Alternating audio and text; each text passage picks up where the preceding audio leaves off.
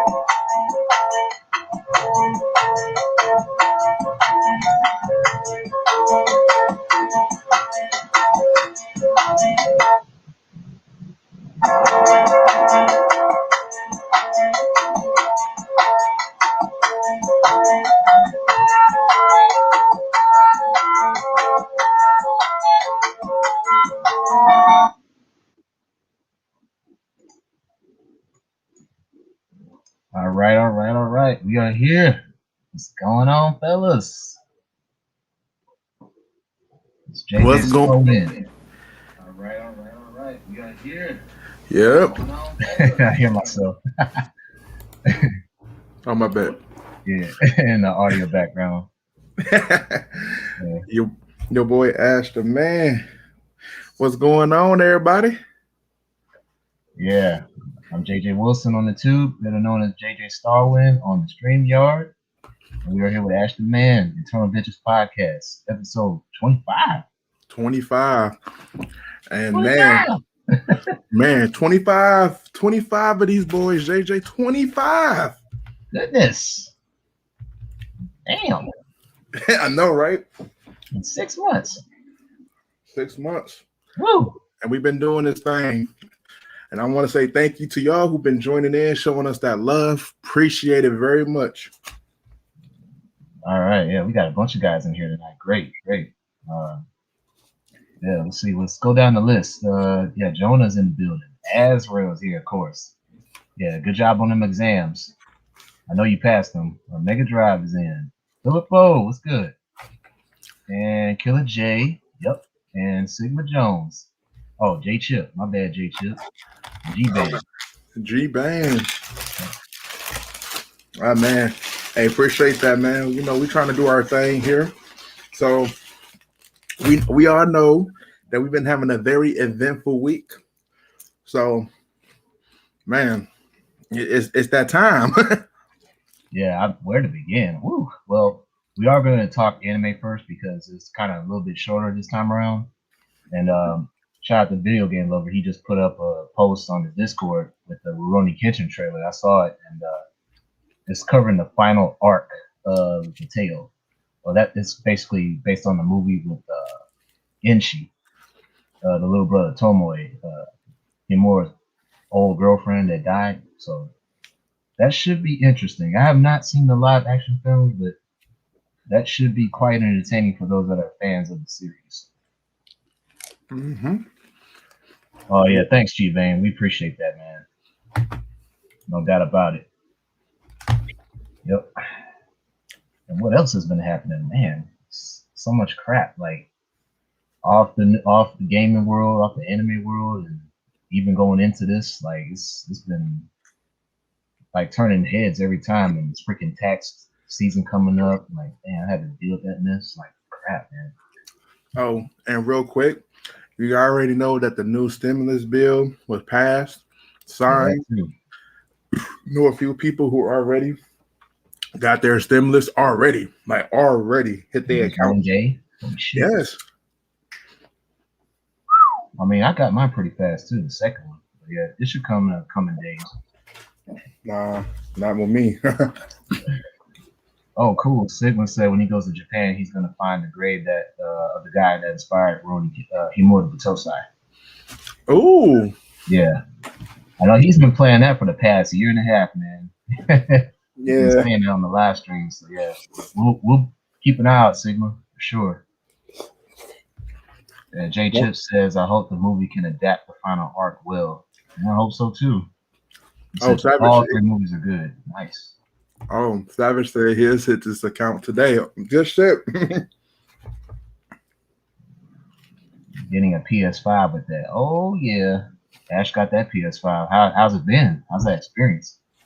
Man, like I had to test it out because the older games definitely did feel a little bit better, but I really wanted to test out like a PS5 like actual game, or at least something that had the PS5 update completely. So you already know on my offline gaming, I played Destiny 2.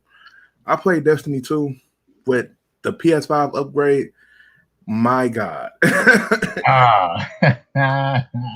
At first, it was like after a few matches because I was bombing a few matches with it. But after a few, man, I was going crazy. Like certain things that I couldn't do on the PS4 because of like server lags and stuff like that. It kind of like benefited me now. Like I don't deal with that lag. Wow. Like then, like I don't know if y'all took advantage of this, but I ended up doing the PS Now for what, $5 a month. So I bought 2 months. And yo, that PS Now on the PS5 works exceptionally way better than the PS4 version. What? Damn. Yeah. So if you ask me, check it out. Check it out. Y'all won't be disappointed. Y'all won't be disappointed. But I know one of the first things I got to get is the Demon Souls remake. I'm going to get that. Very nice, very nice. I'm gonna wait a little while longer to get the PS5. Just want to see what more games might come out like during the summer. Right. Maybe I'll get it like around my birthday. Maybe I'll finally go ahead and put in that investment. Just go ahead and get it while it's good before people start flooding the stores again. Oh yeah, that type of deal. Yep. Well, definitely do. It's definitely worth it, bro. Oh, J Chip, I got a question. Have you checked out the Hokkaido arc for Rurouni Kenshin? That's still going on, and of course, it's not circulating here in the States because of what happened with the creator Nobuhiro Watsuki. So I'm just curious about that. You just talking about the last arc in the manga that never got animated before?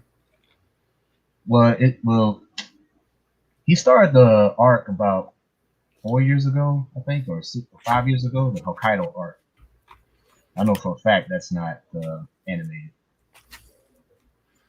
Right. Okay. And it was it was that arc that what was it that Kenshin went to go save what's her name, Kaoru, where she got kidnapped by some dude with glasses, right? Yeah, that's what the latest movie trailer is based on that movie. Like, you got the animated version out already that came out like back in the late 90s, and now they're doing a real life adaptation to that. That's what VGL posts on the Discord just now. Interesting. Yeah, because I know that Samurai X, the OVA version did one. A lot of people wasn't too thrilled about the last movie that came out with it. I think me and J Chip talked about it like a while back in the Discord, but me personally, I actually thought it was like a unique ending to what they produced in the manga, but a lot of people just wasn't too fond of it.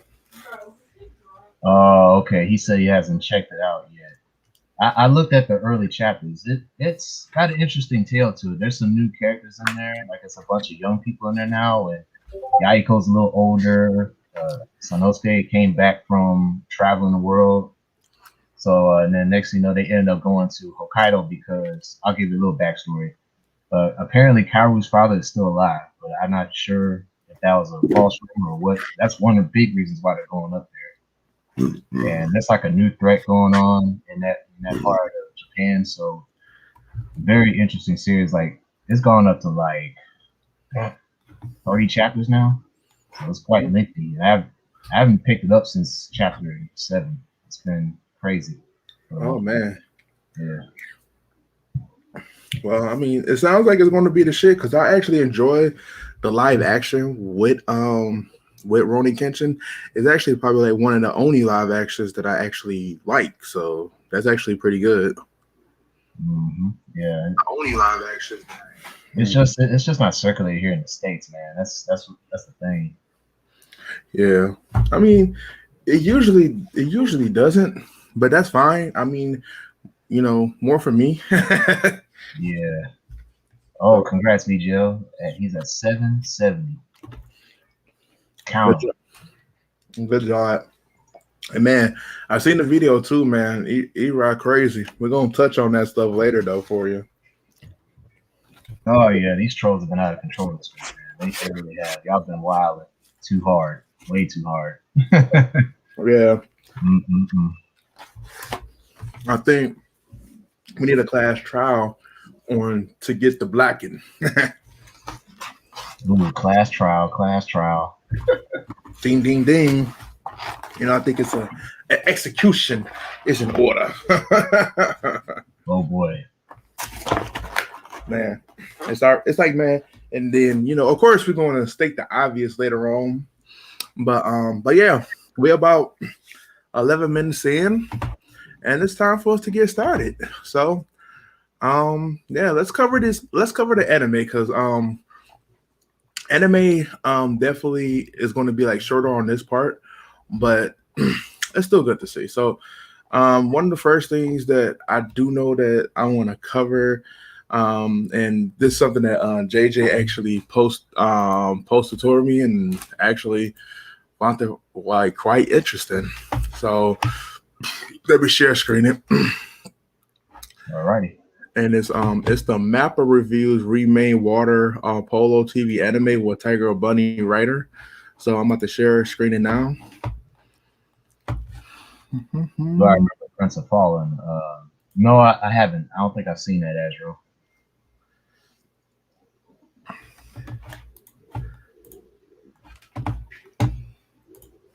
All right. So here we go.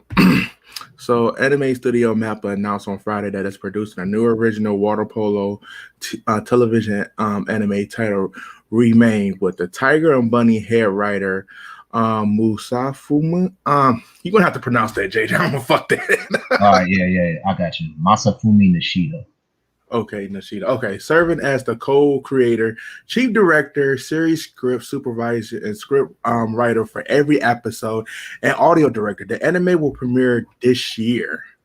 So as scrolling down, you get to see like some of like the main characters. I guess is going to play part in this. Yuto being the first guy. I guess he was a former competitive water polo player. I guess the second guy is Kutaro.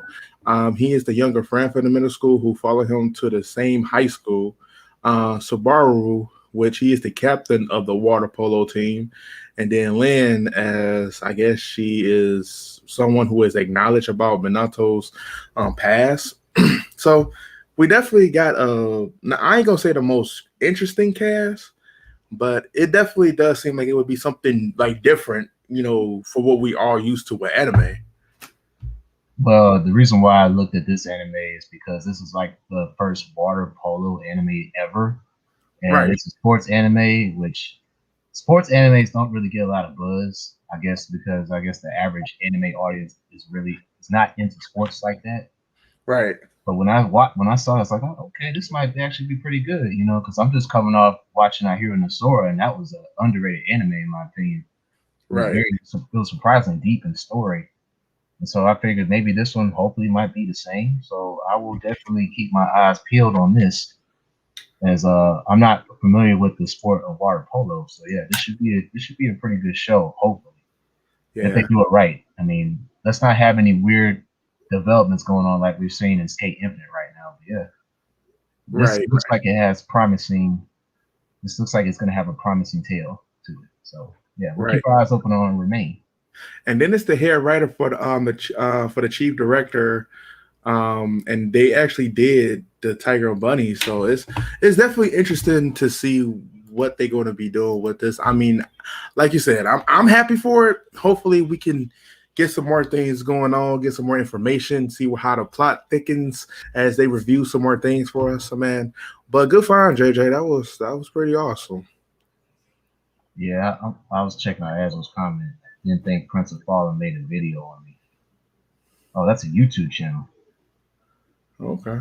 Man, I don't know who that guy is. Just if you shoot us a link, we could probably check it out a little bit later. Yeah, you might have to text that or something. So the next article is another one by your boy JJ. Oh man, but This was funny. Yeah. the top 10 anime endings that ruined the entire series. And what's very interesting is that I want to get you guys feedback on this, because this was something that I thought that was very interesting. Some I agree with, some I don't, but it's interesting though. So here, let's get it back up here. Mm-hmm. And here we go. So 10 anime endings that ruined the entire series. So yeah, the first one was Full Metal Alchemist. The tone death ending led to an entire reboot.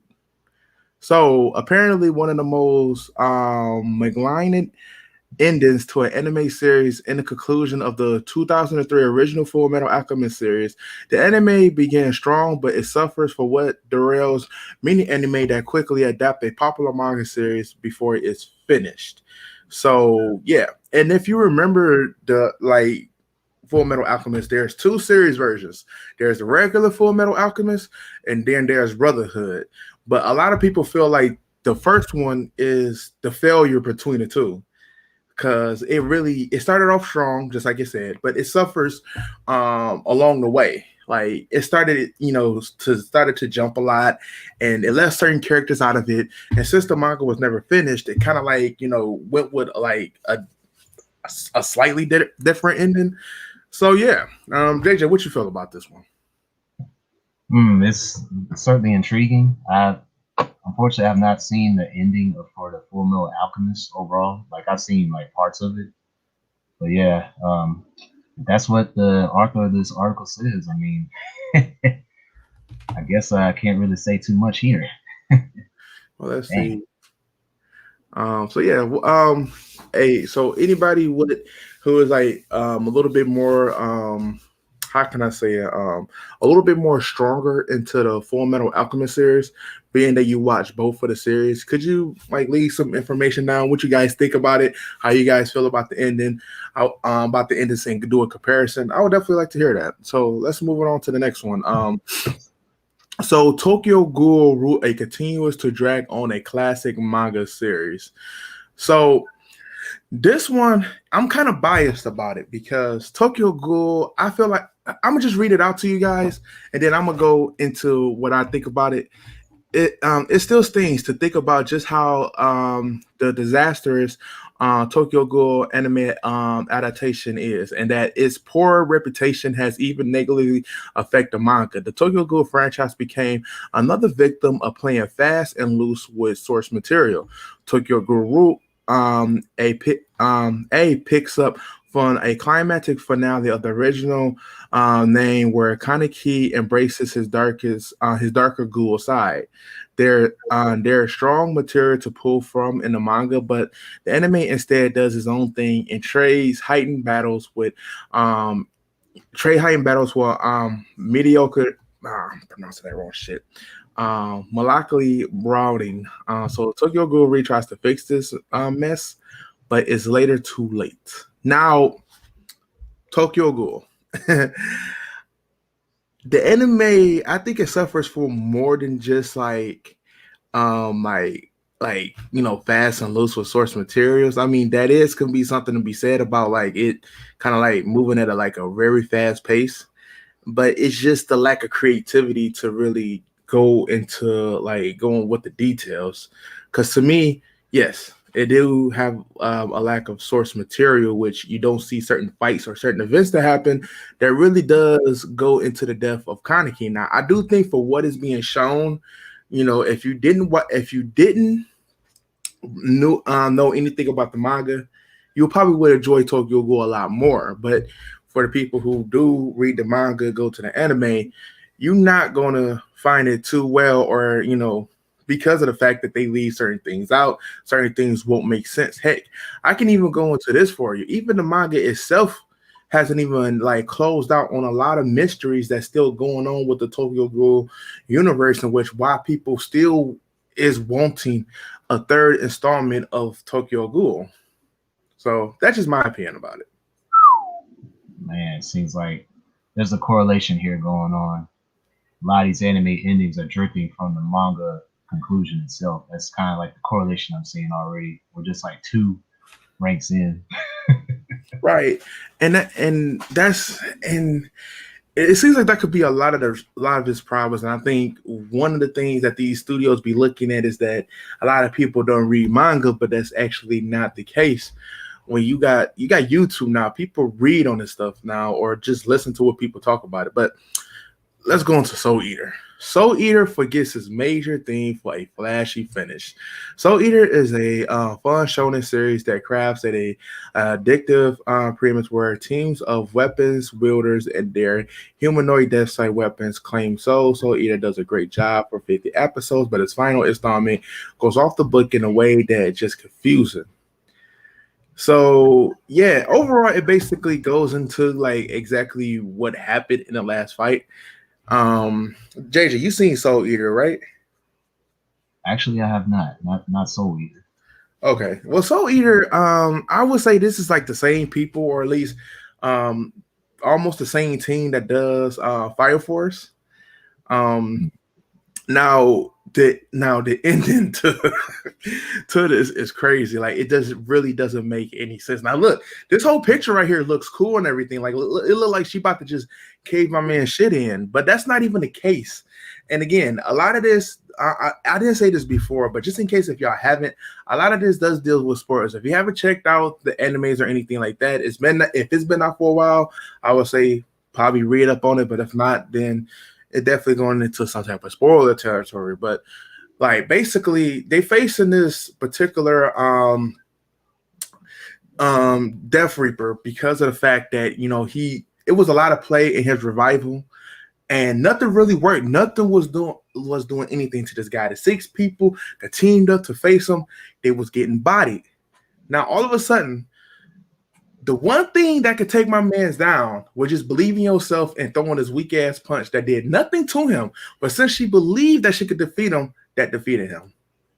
Literally. That was it. If you believe you could defeat somebody, it's going to happen. Fuck out of here. Like that was that was the worst climax for a fight you will ever see. And this is the one thing I would say I will agree with this 100% on, is that should have never happened. And yeah, no, and Mega Drive, that is correct. I actually want to point that out your comment. The manga is different than the anime. It really is. You don't really see all of that like shenanigans in the manga. Believe in the heart of the cards. Oh, wrong anime. Oh, you might as well just say this. Like, even though we found out that Yugi actually cheated the whole time, that's a whole different conversation. Whole different conversation. We're not even gonna get into that. That's why Kai was the better duelist. But anyways, not Yami for MVP. All right.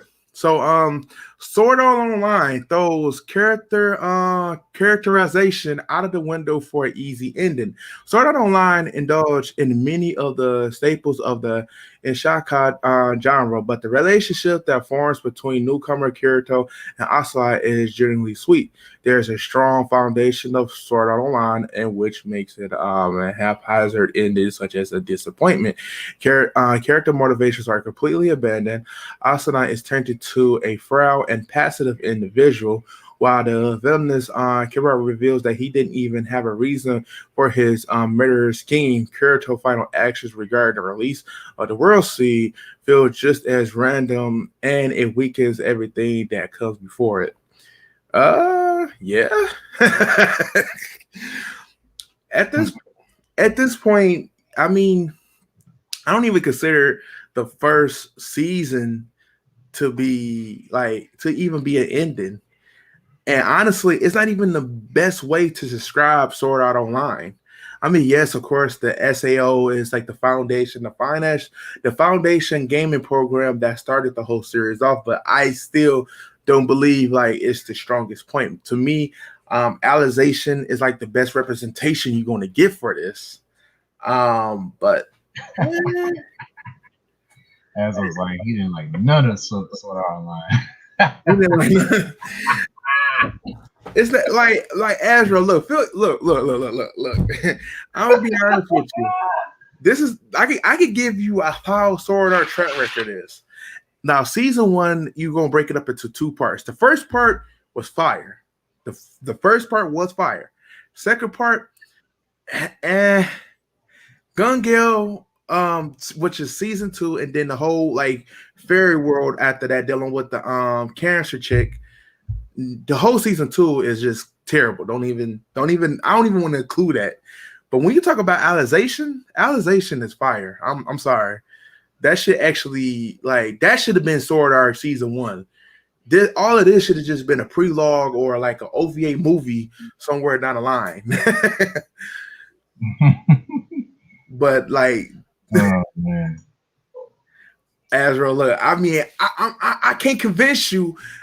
When you say something is trash, you usually stay on that track record. I mean, I haven't convinced you not once to check something out, but I mean, I'm just letting you know my experience. At this point,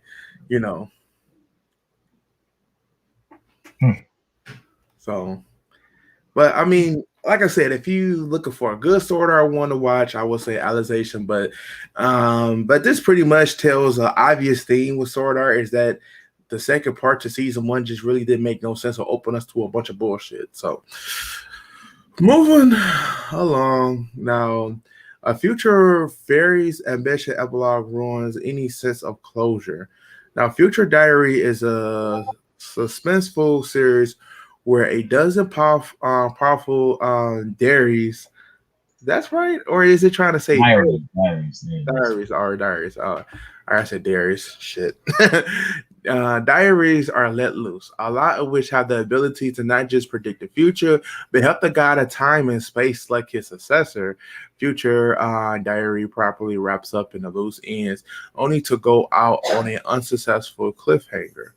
JJ, have you watched the Future Diary? I have not seen this one either, man. Like a bunch of these animes that they had on the list, I didn't watch them except for Erased, and that's a little bit later. I can tell you a little bit about that one. Okay. Yeah. So yeah, this one it sounds interesting, but I guess like I said earlier, it kind of flopped. I guess it just delineated from the manga, sadly. So yeah. And that seems to be the case with most of these. They pretty much that's like a common correlation. Same thing here with number 5, Gurren Lagann. So this one here talks about Simon's mission to bounce the world and take out the sinister alien race, and that is juxtaposed towards his love for Nia, and I guess that's them together. And so he saves the day, and he and Nia are literally about to confirm their nuptials when Nia disappears, forever lost because of Simon's victory against the alien race. A happy ending isn't always necessary, but this glum conclusion comes out of nowhere. It is a major tone shift to what the characters deserve. Wow, so he couldn't live happily ever after. That's crazy. Oh, man. Okay, here's Gintama. This looks like a courtroom. Oh, shit.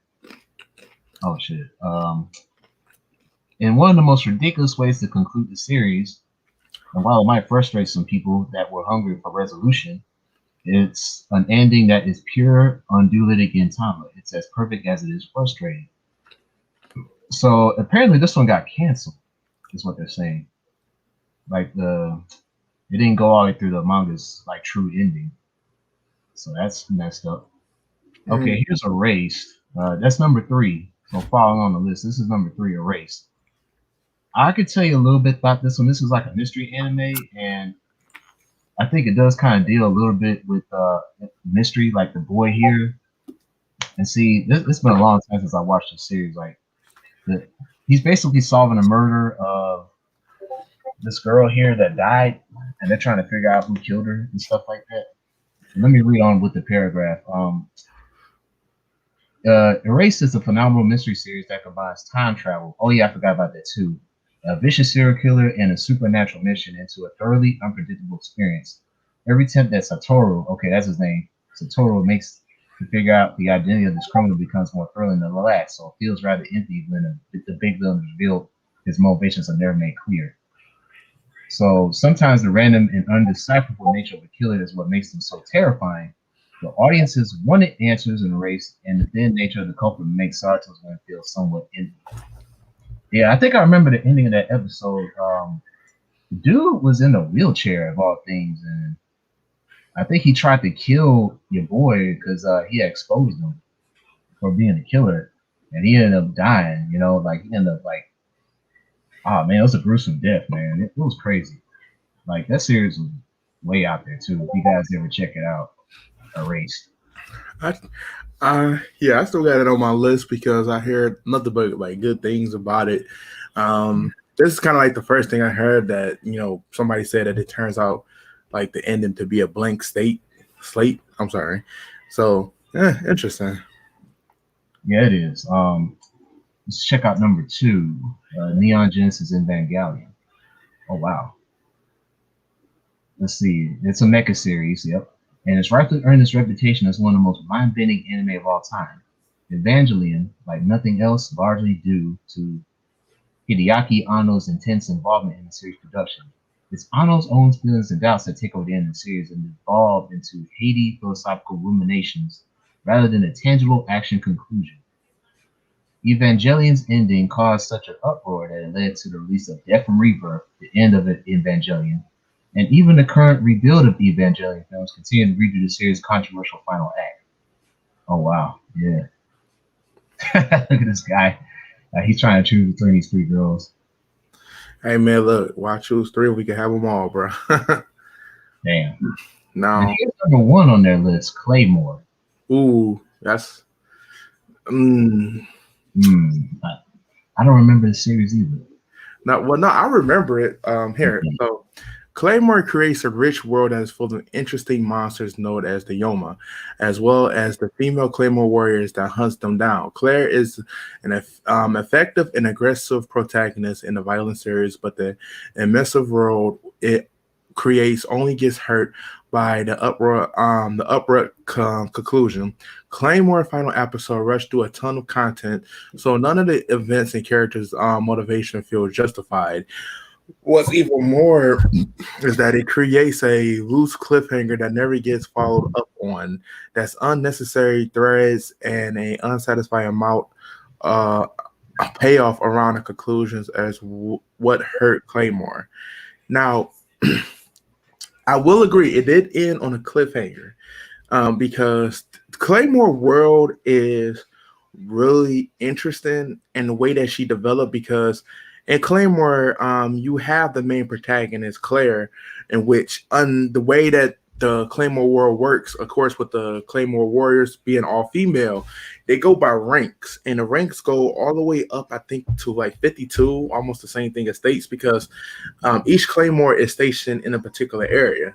So Claire is being the weakest. Like she's literally like because the female warriors are half Yoma blood in them.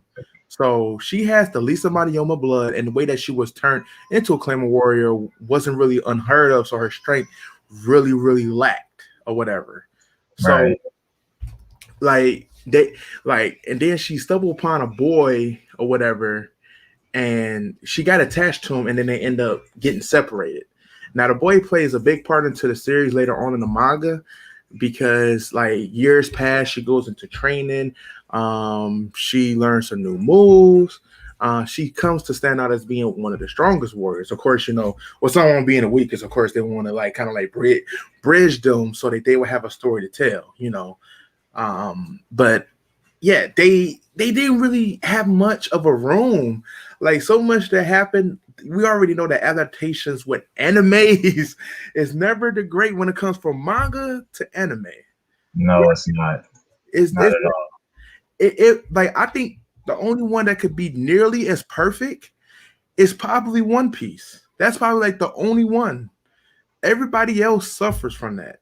Everybody else. Either they throw fillers in or they're gonna leave stuff out. It's one of the two. But I mean now they have a more effective way of doing things, but that's only cutting 25% of the problem. But I'm not gonna that's a whole nother discussion. But yeah. To me, I just think Claymore Problem was just a cliffhanger. They just left it there. A lot of people really didn't get much into it, and the fans who did watch it, they didn't give it enough chance or try to grace for what they seen. But honestly, it's terrific. If you haven't read the manga, I recommend it. It's highly one of my favorite mangas that I ever read. Because when they get into this world, you start learning about the 4 region yomas, which is the north, south, east, and west, and how strong they are. I forgot the one main chick that everybody feared, but she was supposed to be responsible for like nearly any kind of bad thing that's going on. Her name is in the middle of all that shit.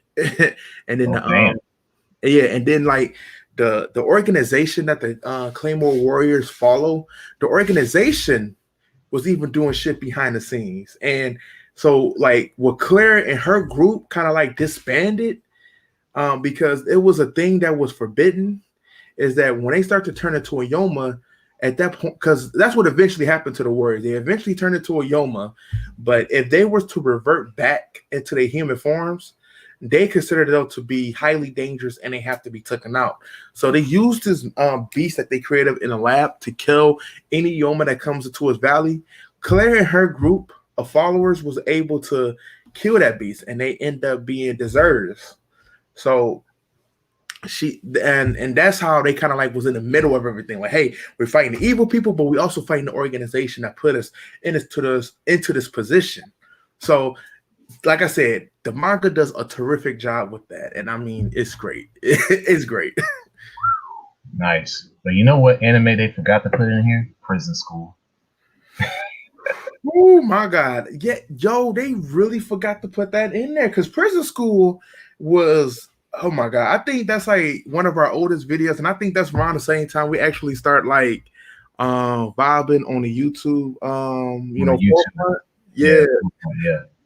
And they really messed up that ending because I don't know if they ran out of ideas or they just got like nervous.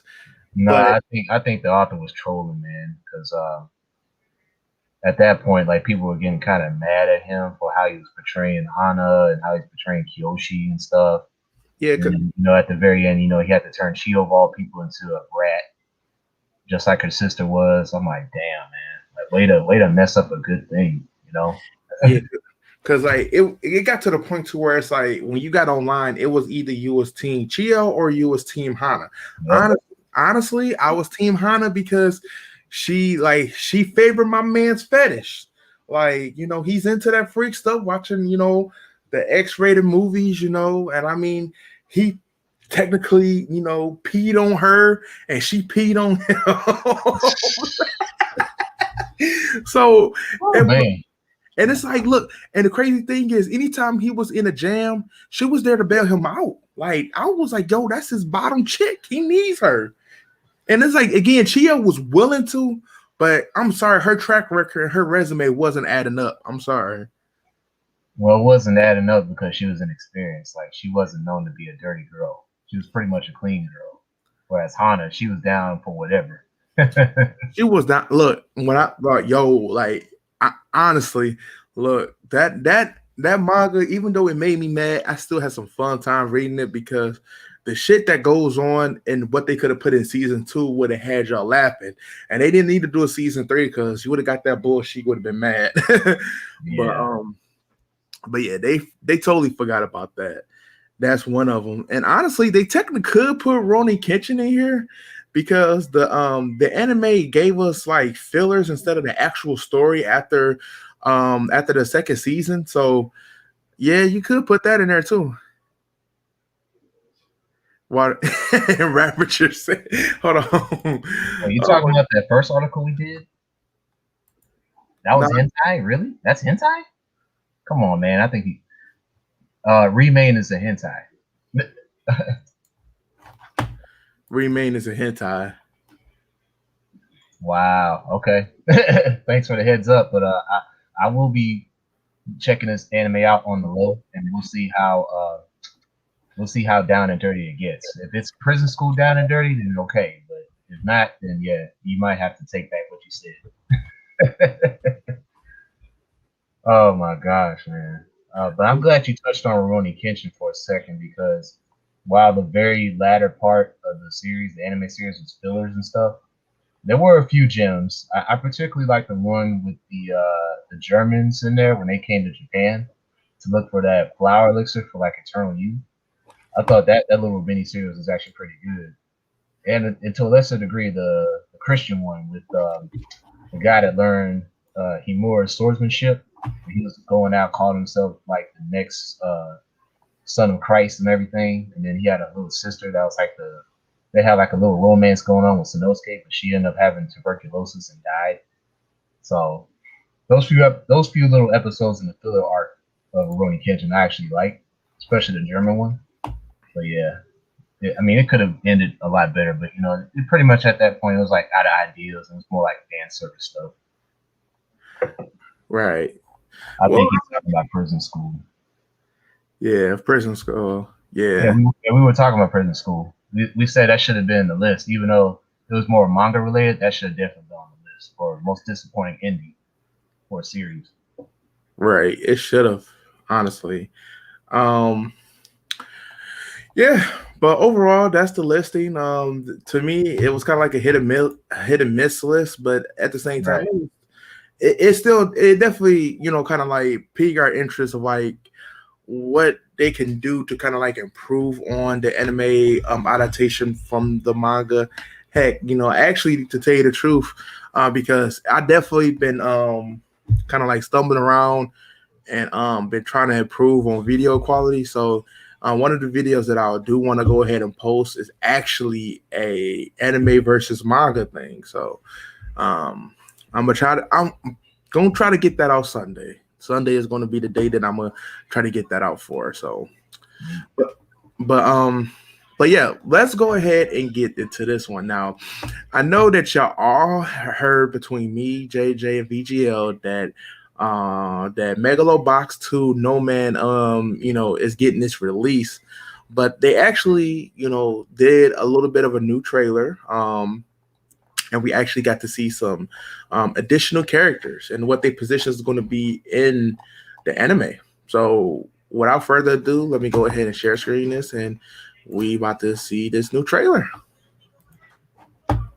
Oh yes.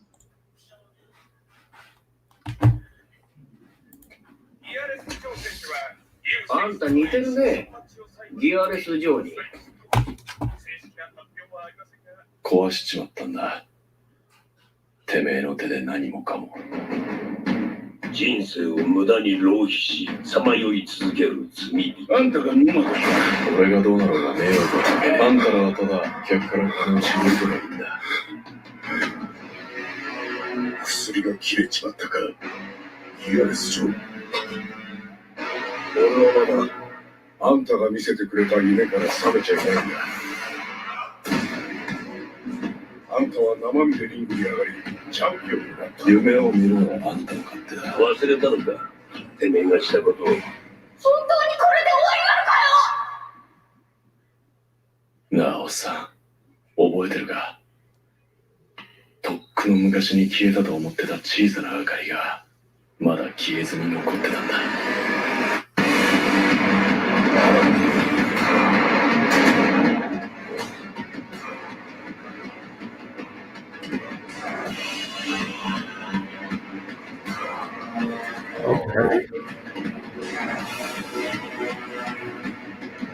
Whoa. Yes, they're all coming back.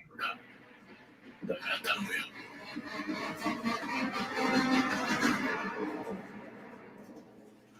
もう一度、俺と一緒に戦ってくれ。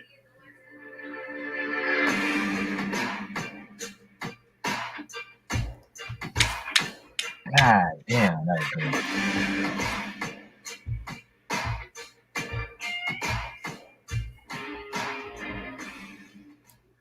Oh my God. Yo. So And they one of the, brought everybody back pretty much. yeah, you got to see so many kids that was hanging around with him getting a little bit older. Yeah, One of the things Wow. they probably could have left out of there that got my mind bugging now, and I think it's going to be on my mind until I see it, is that Yuri was actually, it looked like he was standing. Yeah, he was walking, looks like, unless he got like some new legs, like some mechanical legs or something, or he got like a procedure to help him walk again. Yeah. Yuri's back, man. Yo, that was my favorite character. Look, I love Joe, but Yuri was my guy. Like, he just looked like he will beat the shit out of somebody, but like he's walking again. He had the technology with him. I'm Hey, not look, knocking the skill, but he had the technology. He had money more. You know what I'm saying? well, look, I'm just saying, Jay. I just felt like if he never had it, they was on equal term when I'm going through that heart surgery. He probably would have get Joe wrong for his money. I'm just saying. But that's a great fight. Don't get me wrong. I mean, I was thought, man, maybe Joe had lost, but then I was surprised to see Yuri was the one getting carried to the hospital. I was like, oh snap, he won. Right. Yeah. Yeah, she is, man. Yeah, she's rocking that short hair. I mean, it don't matter, man. You can go. I like her better with the long hair. Yeah, I do too. But you know, this all good. She's still here. So I think you saw her brother, Mikio.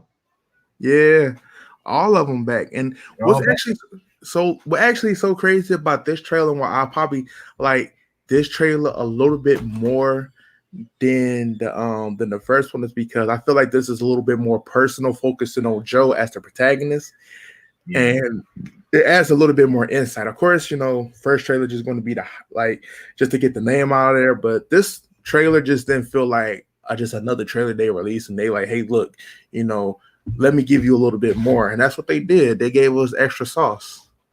Right. So let's go. This man. So let's go down now. They introducing this character, which is Mac. He's a boxer who stages a miracles comeback with cutting edge technology. We got Sakuma, the innovative industrialist who orchestrates Mac comeback with the medical technology. We got Chief, a boxer who is a major influence on Joe. So I think he's going to play a very big part in Nomad with Joe, because if he was a big influence on Joe, then I'm pretty sure he's probably going to lift Joe out of whatever slum he in. I'm taking Joe is in the slum, and he's going to be the one to get him out of it. So I think he's going to play a big part. We got Merle, a mother in Chief's migrant community. Migrant community. Okay. Yeah. We got another kid here. Yeah, Mio, a child in Chef's migrant community. Ooh, okay. Like a little badass. Champion. Current Megalobox champion. This dude here. Ryu, the unrivaled current. Yeah. So they didn't even show him in the trailer. Did they? I think they did, just real quick. I didn't notice it because he was a new character. That's why. Right. That's crazy. Oh, so man, okay. Dude, this season, like, it's about to blow the person out the water, hopefully, but it's got to be good. It's got to make sense. So this is what TMS Entertainment describes the new anime. In the end, Gearless Joe was the one who reigned as the champion of the tournament that they had as the first ever Megalobox tournament. Fans everywhere was mesmerized by the meteoric rise of Joe, who sprang out from the deepest underground ring to the top in a mere 3 months and without the use of gear. 7 years later, Gearless Joe was once again fighting in the underground matches, adorned with scars and once again donning his gear, but now known as only Nomad. Whoa, that's crazy. That's kind like I don't like they say that's kind of like I don't know. I don't know what to make of that little description. Like it kind of seems like I got out by accident. yeah. Check this out here. Okay, in the end, Gearless Joe is the one that reigned as the champion, Megalomania. Fans everywhere were mesmerized by his meteoric rise of Joe, who sprung out of the deepest underground ring to the top in mere 3 months without the use of gear. 7 years later, Gearless Joe is once again fighting underground matches, adorned with scars, dying his hero, now known as Nomad. So basically, he's slowly getting back in the ring, and apparently, it sounds like he's hooked on drugs somehow. It sounds like he's dependent on pills since I guess he must have took like a long layoff since the tournament, since he didn't really have to prove himself anymore. And so he just kind of got out of the limelight all them years. And now whatever's pulling him back, it might be this guy that's in the past chief or something else. But yeah, apparently he's trying to get back in it. And it's difficult for him because of the drugs. So it's going to be interesting to see how they tie this in, man. It's going to be bananas. Now, question: do you think it could be because like he took that long 7-year break because of the injuries and the hits that he took in the first tournament?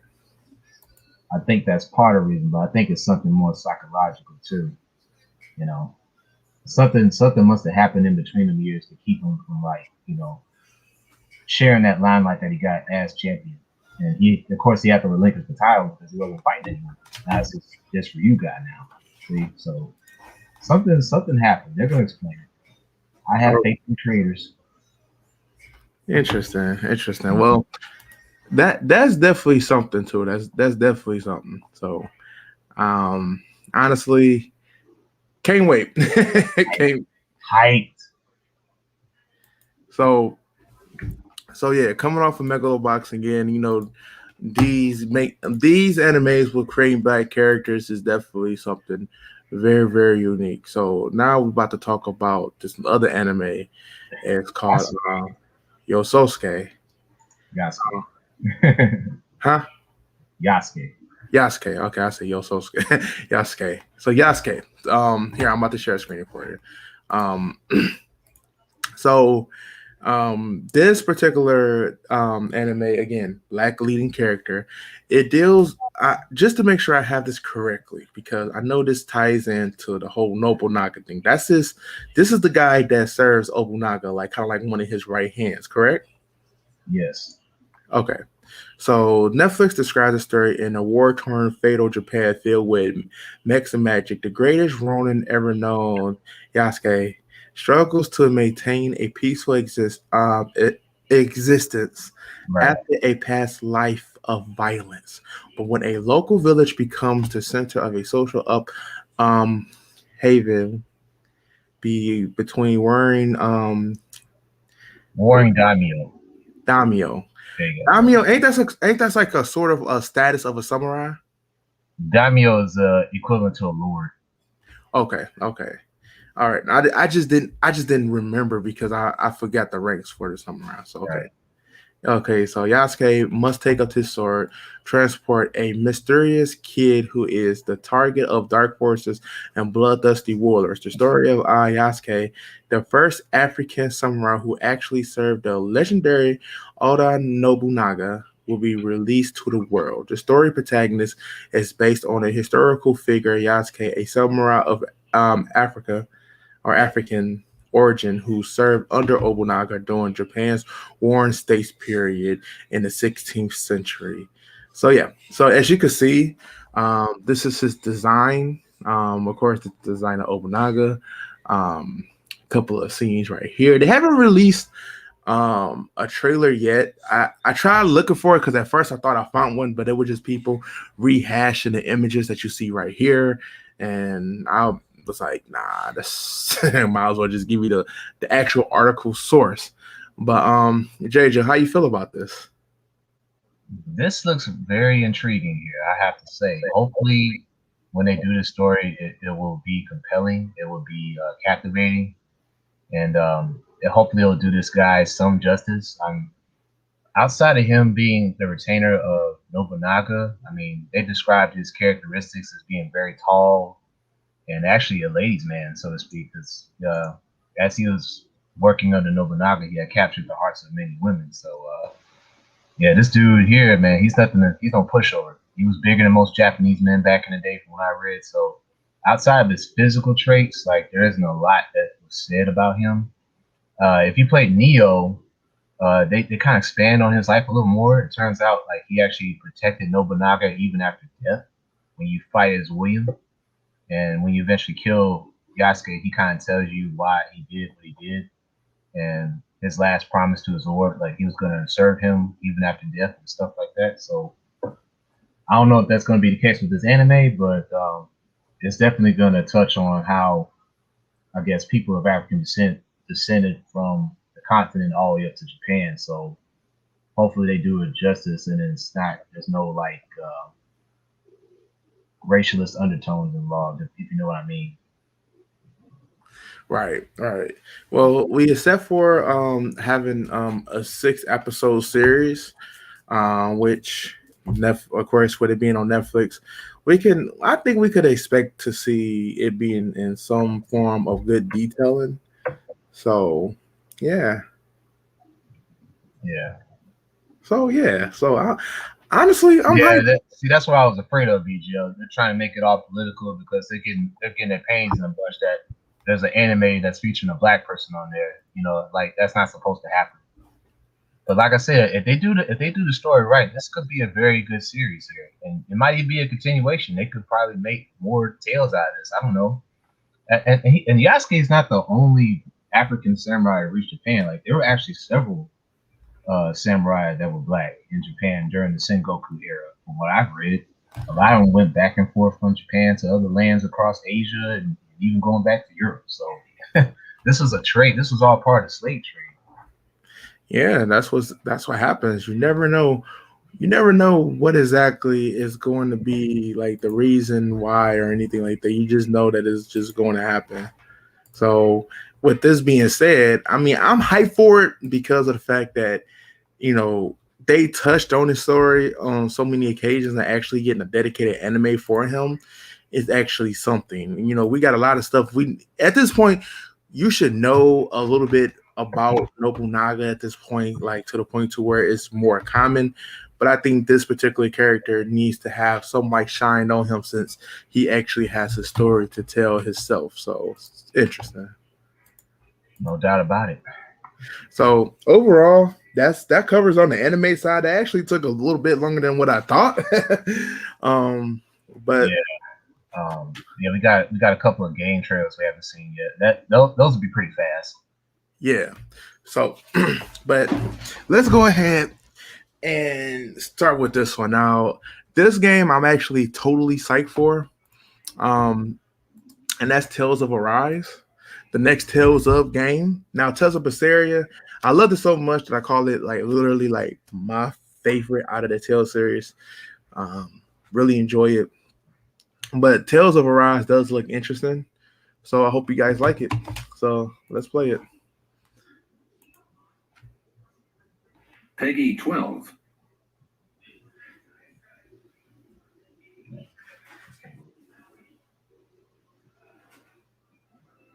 In ages long past, it was believed that Mother Dana was indestructible and everlasting. That was 300 years ago. The prosperity and bounty of Dana all but disappeared overnight. No pain, no face, no memories. I only know one thing about myself. That's that I'm a slave. I was born ready. Now can we get this show on the road? But for what? What are you fighting for?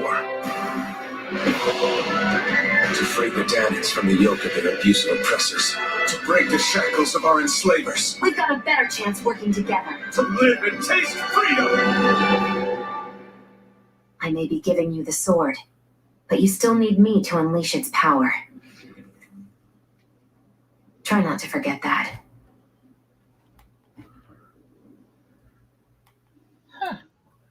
This is supposed to be a word, but this chick over here is talking all high acidity. can't activate that sword without me. You need my magic. Right. Well, the interesting thing about this one is getting more of the people in the Souls game actually own this title. They're trying to make the action a little bit more realistic, real time. That's been the sole idea. Realistic, huh? You say realistic? More like cuddly. Yeah. Well, like the thing is, they want to make it more real time. So, like when you get into a battle, they want it to be particularly in that area. Previous Tales games, they just kind of like transfer you to the theme of that particular like dungeon or world, and that's where you fight it majority of the time. But in latest games, they have been making stuff more real time. But now I think they got that part up to what they can, but now it's more with the combat of trying to make it more freedom and more interesting. So I'm kind of interested what kind of linear system that they call it this time, because Tales of Berseria to me kind of like had like the most freedom out of any combat system that Tales of had to offer, especially with adding a whole different style to it. So Tales of Arise, I definitely want to see a more in-depth gameplay, hopefully get maybe a demo. But spring 2021, can't wait for it. Very interesting. Yeah, if you haven't played any of the Tales of JJ, I recommend it. My brother, I recommend it. So we got another trailer here, provided to you by JJ. It is the game that's called The Day Before. A very interesting game too. I had a chance to look at this previously, and well, let's play it and see what you guys like about it. Oh man, they just go right into it. Okay. This looks like The Last of Us. It's like, for what I've seen, it's kind of like a mixture between that and the Division. For The Day Before, an upcoming open-world multiplayer survival game.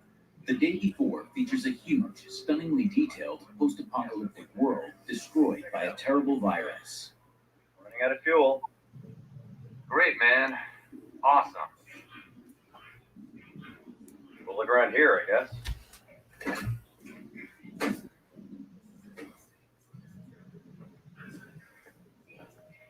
Shall we split up? Yep. I'll find out what's in the skyscraper. Okay, and I'll look around here. I like that FCC, like KFC. Let's see what we have here. All right. I have found a great cowboy hat. Tell her everything's all right. And there aren't any more guns in the valley. Easy, cowboy. The details look actually really stunning.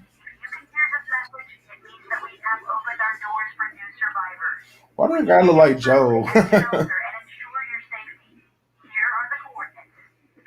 Did you hear that? Yep, I got a message too. Great. Maybe I can sell my junk there and get myself a better rifle. Let's find some fuel and go.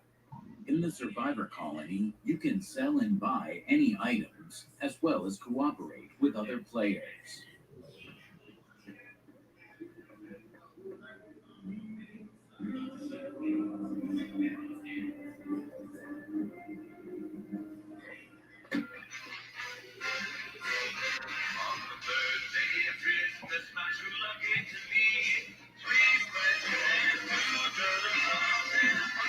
In The Day Before, you can enter abandoned buildings and take whatever you want. The main thing is to be careful, because not all players are friendly.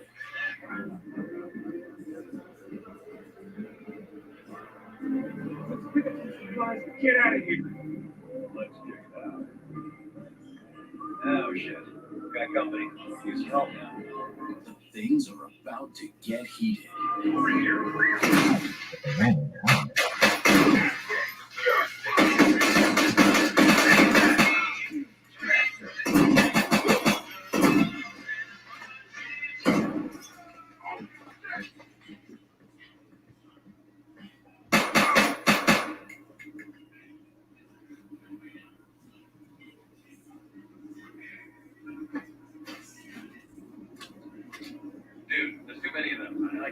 There.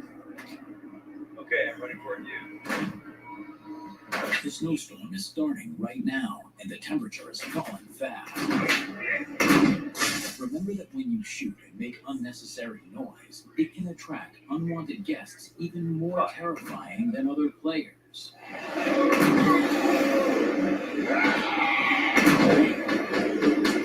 The world of The Day Before is teeming with hungry hordes of bloodthirsty infected, ready to tear you to pieces. Holy shit. Phew, that was close. Should have seen this shit. It seems he dodged a bullet. Now he's crafting a bandage so he doesn't die. He's enjoying this too much. Hey, are you God damn.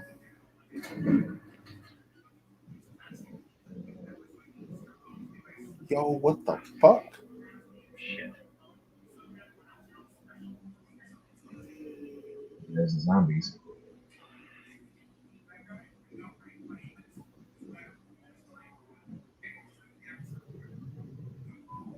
Where are you?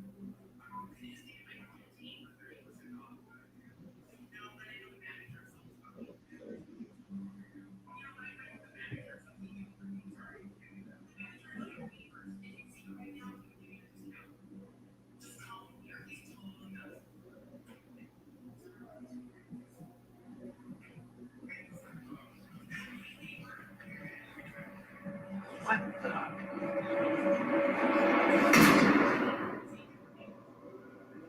The Day Before, coming soon.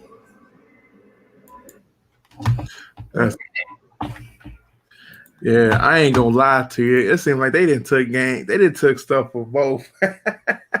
Yeah.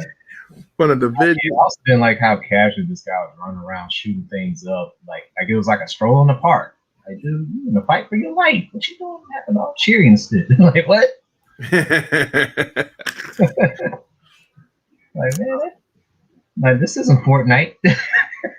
Yo, and then he was shooting a shotgun for long distance. Like, bro, like, yeah. Okay. Shoot, Last of Us didn't even do all that. Well, we don't see how this turned out. I mean, it's going to be the Steam market first, it seemed like, so maybe be a free to play. I'm not sure. But yeah, interesting. Yeah, I don't know. I might skip that one, but we'll see. Yeah. So you are delivering trash. Trash. Oh man. You gotta really sell Astro, man. He ain't gonna go out here and waste his money. You gotta really sell him on a video game.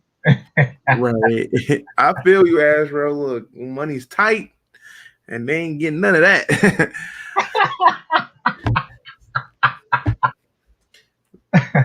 So yeah, this next one.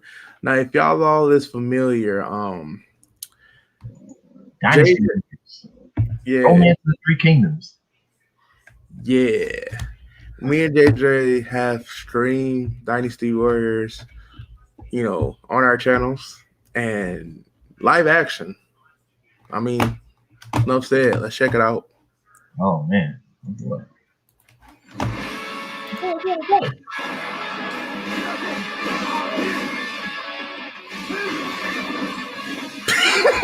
Damn, Lou Boo. Okay.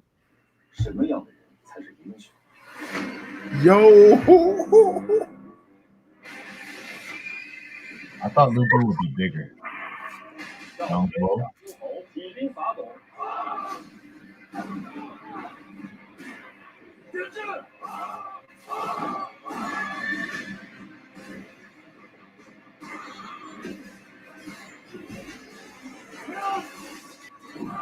Okay.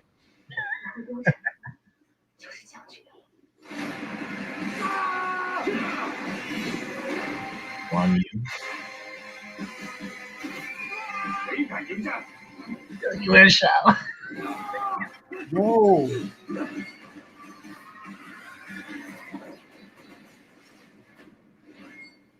Yo, this. What? Yo, wait, is that finished? Liu Bei. Oh. 30. No, I don't need to see it again. They're about to have me go hype. Oh my god. Okay, it's gonna be in Hong Kong, April 29th.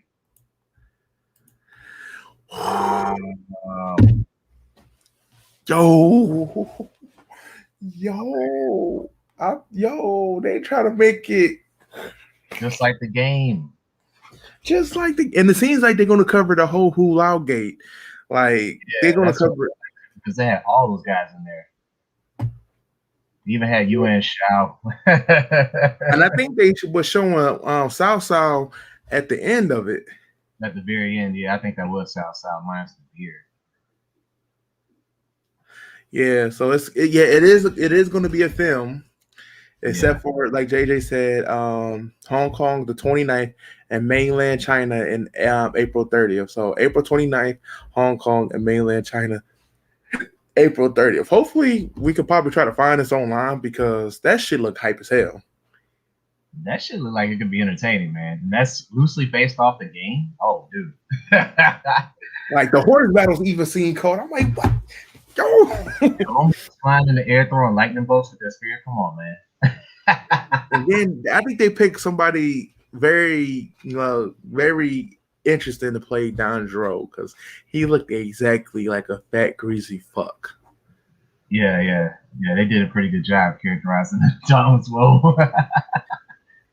So, man, that's funny right there. That's gonna be pretty good, I think. Right, it is. So, let's touch on the main last topic of the night. Bethesda, which and other people call it Bay Soda, is now officially a part of Xbox. Now we already know that Microsoft was closing on the deal with Bethesda to really, get their games in their studios. So the deal has finally went through, which was a $7.5 billion deal, in which now they have acquired all the gaming studios from Bethesda. So yeah. Now this particular thing has been causing an uproar. Some people love it, some people hate it, some people is gloating out of their fucking ass over this deal. Now look, this is only like some of the titles that is acquired by Xbox. Like you have Elder Scrolls, you have Rage, Evil Within, Doom, Fallout, Dishonored, Wolfenstein. Some of the big major games that is acquired under there. Now, we know some of these fanboys. We know some of the most toxic Xbox fanboys out there that literally bleed nothing but green. They love their Xbox like their wife. And no, that's not a fucking pun. That's actually what came out of this guy's fucking mouth. So, again, I think that this is a good move for Xbox because they need more exclusives, especially on exclusives that's a little bit outside of their normal means. Like, for instance, you got like Prey right here, Evil Within can definitely add more room to innovation for them, like giving more of a different taste of Microsoft. Heck, even Fallout. But I don't think that none of these titles is like not going to appear on other consoles. They are like they are going to have some exclusives or some exclusive things that only Xbox is going to have. Maybe a little bit of a time, maybe certain guns, weapons, or extra levels. They probably will lead at to brag on the best place to play is on Xbox. So, JJ, how you feel about this? That's what I'm thinking too. Like, if anything, it's just going to be like more extra content in a lot of these games. And from what I'm hearing, like most of these games are probably going to eventually go on the PC and Steam world anyway. So, again, like, should we really be clapping our hands at this? I don't think so, to be honest. But it's a smart move for Microsoft in the long run because at the end of the day, these companies are here to make money. Money, right? So, okay, they got to make the necessary moves to acquire companies to, merge with them and to get the best bang for the buck with these games. So, all right, that's what they want to deal with. Okay, but that doesn't mean that all of a sudden the Series X is gonna like magically surpass the PS5, especially when all the exclusives on the Sony side haven't even been revealed yet. Right. And think about it like this too. If you take it back to when Microsoft acquired Minecraft is still going strong, surprisingly. Is it only just the Xbox game? No. It's played on all particular platforms. You think Microsoft is going to pass up on the money just to give like its fan base just exclusive games from Bethesda? Like, oh, the next Doom that's going to come out is going to be only on Xbox. Do you know how much money they will lose doing that? Like, you have like, even if it's just 1/3 of that sales can definitely hurt any kind of company for doing so. Yeah.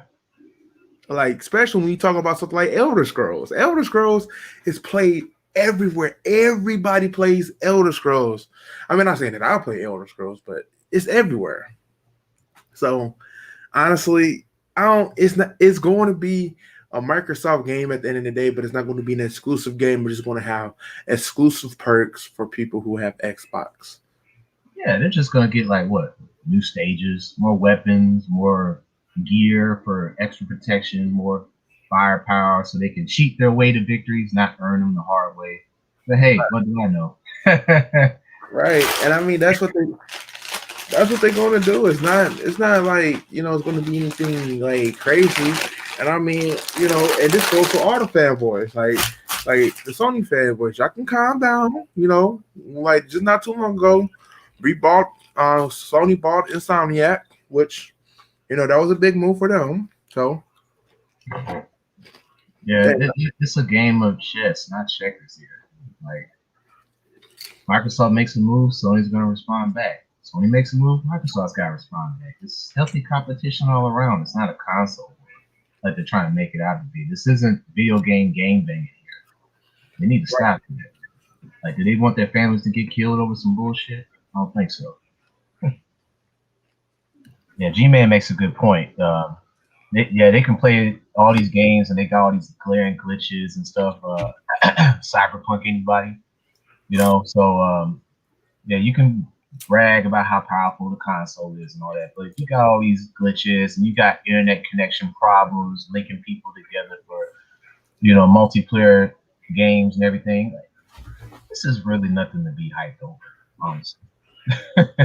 Like, yeah, to me, it's like, I understand the internet got taken off by us, but look at it like this. Like, they have things in place that's going to definitely make sure to make their money back. You got to think about it. They spent $7.5 billion on this particular deal. So just think about it. Any game company that has this many titles and sell their company for $7.5 billion, there was obviously some problems somewhere. Think about that. Like, that's like Rockstar selling their company to Nintendo. I mean, I know that would never happen, but they sold their company to Nintendo. Man, that'd be the end of Rockstar Games as we know it, dog. I'm sorry. That's like if they sold it to Nintendo for $10 billion. You're gonna be like, why? There's questions to be answered about that. Hey, imagine Mario playing Red Dead Redemption. They get CJ for San Andreas and Super Smash Brothers. Especially like in Super Smash Brothers, Grove Street. And you see, shit, worst place in the world. Here we go again.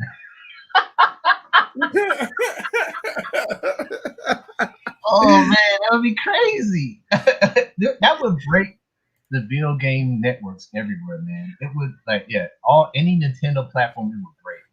You see CJ in a Mario game, or you see Mario in Grand Theft Auto, or Red Dead Redemption. That would be crazy.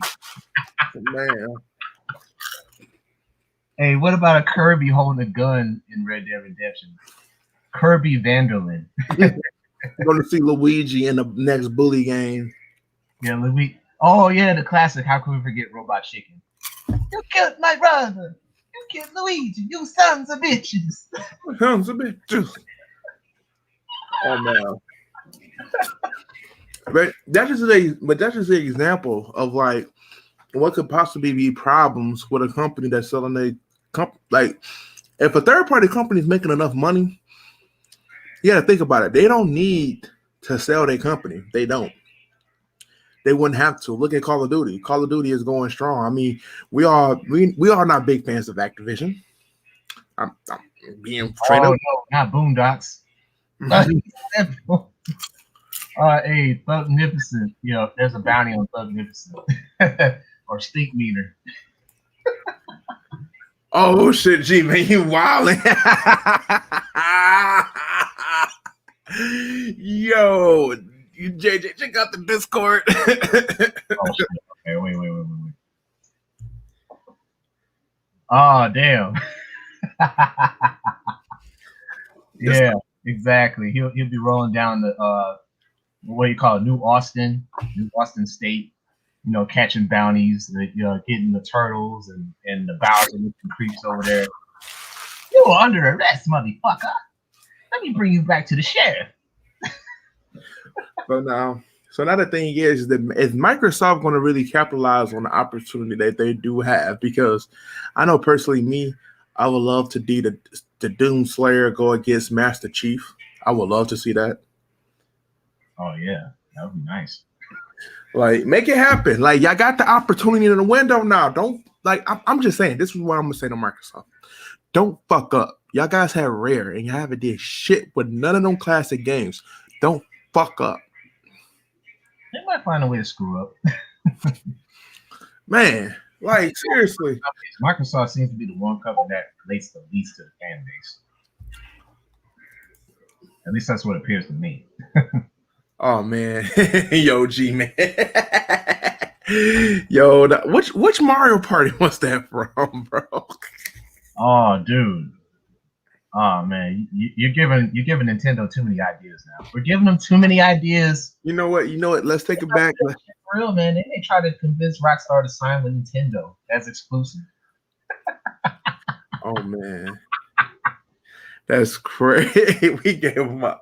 Crazy. That'd be insane. If the only company auto forever. The only two companies that to be honest with you, that I ever see Nintendo ever trying to acquire is probably Atlas or Square Enix. Oh, you said Square Enix? Square Enix or Atlas. Or Atlas. Damn, they might get Dragon's Crown. Holy crap. Yeah. Oh my gosh. They're bringing Amazon or Sorceress in the Mario world. Mario's like, forget you, Princess Peach. I ain't going with Amazon. Junk. Oh man. but again, like, you know, some of these people that we talk about, like some of these people who just like being like so, I cannot say ex-cons right now, is literally like eating this up, like, oh my god, not Xbox is like the best play to play. Honestly, it's they haven't moved away from their whole scenario. Like, Xbox have their exclusives, but their exclusives also appear up on PC. If you have a PC, you have no reason to buy an Xbox console. That's the whole narrative of anything that Microsoft do that's supposed to be exclusive to Xbox. It appears on PC. You can get the benefits of the Xbox on PC. You can play Xbox games on PC. I can pull up my Xbox whole console layout on PC. Like, wait, it's crazy. Like, I mean, what else is it to say? The only thing you could do with like with Sony consoles on the PC is that you can, like, you know, you could do like a second screen or a Wi-Fi, or how can I say it? Second screen on your PC to play it from your PC, like to play an actual console from your PC. Not you could bring up like an application to play PlayStation on there. So yeah, and then like some of their games is on the Steam record, not all. They're gonna let like Sony gonna let their games appear up on their console first and then put it on PC later on. Look at Days Gone. Y'all was making fun of that, but technically they try to make more money from it. So you know what they doing? They put it on PC. Just that simple. There it is. Well, there it is. There it is. More money they about to make. What's going to happen? The last God of War that came out, it's eventually going to be on PC. And guess what's going to happen? They're going to make more money. Horizon Zero Dawn is on PC, and guess what? They made more money. Wow. See that, man? Death Stranding on PC, and guess what Sony did? Made more money. See, like we said, it's chess, not checkers, damn it.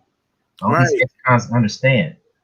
Like, and if you want to be honest, you got to look at it. You got to look at it this way. JJ said it best. You know, not the most powerful consoles is not going to win. Like, as awesome as the Dreamcast was, the Dreamcast failed. I mean, Sega failed the Dreamcast, and if anybody tell you anything other than that, they go fuck themselves. But Sega failed the Dreamcast, and that was like literally stabbing your own self with a knife. Oh yeah, I remember the Dreamcast, man. They came off with a firestorm, man. It was amazing. As rise was, the quick its fall was. That's how Dreamcast was. Man, I have both of the Power Stones, Marvel vs. Capcom 1 and 2 on there, Crazy Taxi, Shenmue. Come on, I like the Dreamcast, but ultimately it bit the dust. It just wasn't, ready. Yeah, I remember playing the Dreamcast, man. That's when Soul Calibur came through in that system. Like, damn, like, yo, look how beautiful this game is on the system. Like, shit. But yeah, it just fell flat on its face, sadly, man. Right. Potential loss by Sega. And see, look, I'm gonna highlight this comment because VGL just said it too. Dreamcast was awesome, but Sega failed it. Look, I'm telling you, world, if you believe all these people, especially Hebot, Sega Man, E-Rock, and all of them fucking clowns in the Exile podcast saying that fucking Sony is what killed Sega. No, Sega killed Sega. They deal with their own promotions. They had problems with porting some of their Japanese titles over to the US. So that was another issue that was going on with Sega. And again, they lost a lot of money with the Sega Saturn and the Sega CD, if I recall. Yeah, Sega Saturn. Yep.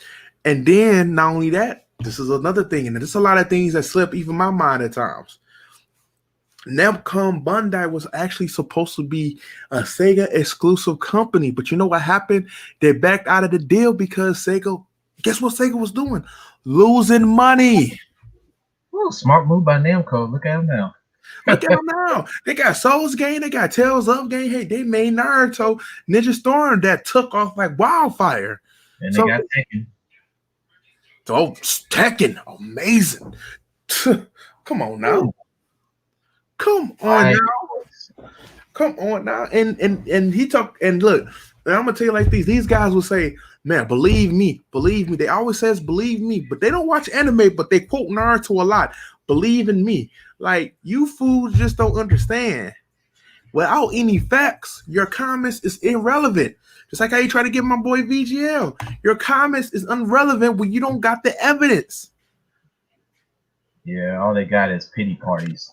That's the best they got. You know what? I need to find this quick Boondocks video.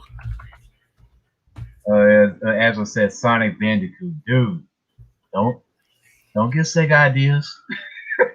don't let them talk to Naughty Dog and talk about, hey, we should make a character blended with Sonic and Crash. We're gonna call him Crashtic.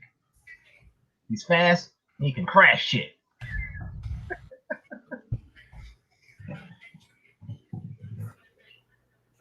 G-Man's like, believed it.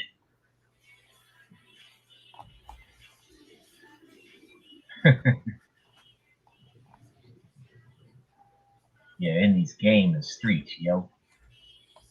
Xbox for life. But not like my wife. And when we die, we better not multiply. Right.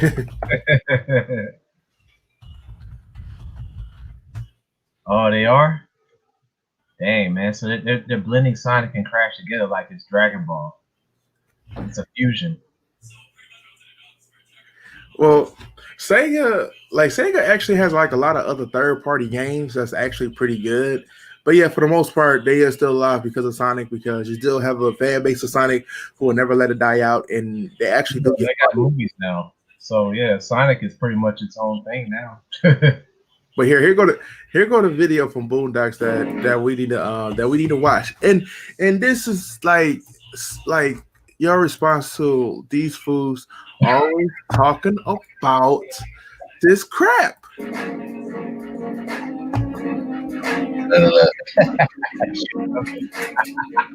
Y'all was in Iraq together? Yeah, we was in Iraq. What did you do? We was looking for weapons of mass destruction. Did you ever find them? You know goddamn well we ain't fired. What are you, some kind of political humorist? You carry two up in this bitch? I was looking for bitches, but they had that carpet shit all over them, and I couldn't see what they looked like. All that was really exposed was the eyes, and that wasn't enough for me, because, you know, shit, I'm looking at the eyes can be pretty, and I take that carpet off, and then I got a tragedy. Well, no, we ain't fine. But I always say the absence of evidence is not the evidence of absence. You hear what this man just said? I'm not going to repeat it, but the is. Now let's go again. What? Simply because you don't have evidence that something does exist does not mean that you have evidence that something doesn't exist. You see? And this is what we say. What? What kind Now look, this is how he will blow up. What? That's E-Rock right there. They speak English in what? What? English, motherfucker, do you speak it?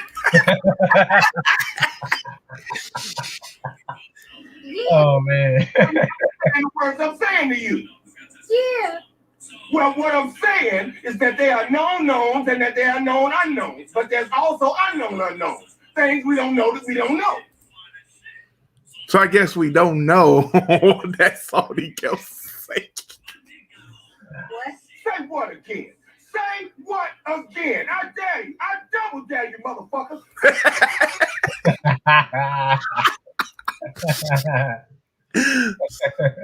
So the known unknown is the knowns that we don't know. Look, at the same time, I guess we just don't know. Like, because we don't know for the known that he knows, but we don't know. So I guess we just don't know that we know that he knows that Sega was killed by Sony, but he just don't know that we know that it didn't happen. So guess what? Go headbutt yourselves on a sharp nail, because you guys is killing me with that. Every time I hear it, I literally laugh my ass off. You know another scene that's like that? Friday with Pinky. When he was checking Craig for any guns and stuff. He's like, and Craig was like, what? And Pinky's like, say what again? Oh, you say what? One more, but oh, this is over. This shit is over. Say something else. Say something else. Hold on, I'm about to find it, bro. Hold on. Yeah, definitely that too. You type in next Friday Pinky store or something like that. God damn. Oh, I got it. Oh man, this is too funny. Yeah, that's it. Coming in the store. Can you pull it up? I mean the volume. Oh yeah. Now back up. Slowly. Don't say a word. Can you hear it? Amen. Yeah, I can now. Say a word. Craig went there take a doodle. You ain't seen get nothing in it. Nothing to try to make it worse. He ain't do nothing to try to make it fresh in there. That's Mr. 100. Look, Again. don't try to rob me. Well, I'm gonna show you how we do it up here in Vegas, no. Well, I bust a cap up in your ass. Now, what you done with Day and Roach? Day is my Shut up! Now, who sent you, nigga? Nobody said say another motherfucking word, and this shit is over. And I ain't playing, nigga. Now, you ain't got no gun. But where the weed at? I ain't got no weed. Shut the fuck up. Oh, shit. Say it again. Say something else. Oh. Say something else. Say something else, nigga. I'm gonna tie your old monkey ass up. Oh, Wow. Yeah, that's the ex-con. That's what happens when you deal with an ex-con. You roll up in his house unsuspected. He's gonna pull a gun on you. You're gonna question you where the Sony games at, because this is an Xbox store, Xbox house. What you talking about? I ain't got nothing on me. He gonna say another fucking word. Yo, dudes in the background smoking weed. That's his 100 and his cousins. You already know. Oh man. But over and all, to sum up these fools, don't listen to their stupid logic. Their logic really doesn't really support any evidence from the evidence that we can never find. And if I can never find it or see it, breathe it, then it doesn't exist. Just that simple. Like, they we didn't see Jesus walk, but they wrote a book about it. So, I mean, that's some form of proof. I don't even see a book being wrote that Sony killed Sega. I don't get a book about that. Where's the book at? I know, right? Jesus, Sony's out of business. Right. But before we get into this, man, I just have to do it, JJ. I just have to play this music, man. I think you're gonna appreciate it. Like, because before we start talking about this particular, at this point, he's an ass clown. So, but it's about to be played. Turn up the music a little bit. So, I think we got to pull out the assassination again. Uh-oh.